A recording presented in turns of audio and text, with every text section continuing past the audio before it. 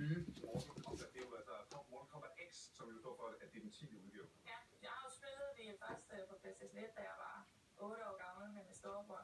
Så jeg synes, det er vildt fedt, at det er kommet og ser rigtig godt ud nu, og der er blevet nogle rigtig fede moves og nogle fede fatalities. Er der nogle nye ting? Fordi jeg tænker, at den 10. udgave, hvad kan de blive ved på? Ja, altså for det første ser det jo meget bedre ud, så nu kan det ikke glemme, at det ser mere. Når man kommer til den her specifikke moves, hvor har bakket det bakker og synes, det var ikke vildt nok. Nu kan vi få lov til at afslutte den lidt svære havn med sin cutscene, og der kan de altså virkelig lave nogle fede sekvenser, modsætning til gamle. Hvad synes du om det nye Mortal Kombat X? Jeg har spillet det, så jeg var helt lille, så jeg synes, det er meget sjovt. Og så er der kommet sådan en møde af generationsskifte, fordi at de unge skal også begynde at spille det. Så er der også kommet generationsskifte i spillet, hvor karaktererne har fået børn, og der er kommet nogle nye med til historien.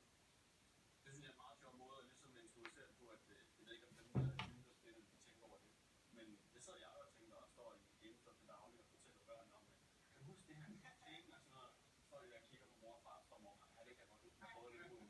Så det er meget sjovt, at vi har lavet. Nu snakker vi jo med Thomas og jeg omkring netop Street Fighter og Tekken og sådan noget. Hvad synes I, Mortal Kombat er det fedeste, eller hvad er din favorit af de tre? Klart Mortal Kombat. Jeg har set de der film, der lavede i 90'erne, hvor at budgettet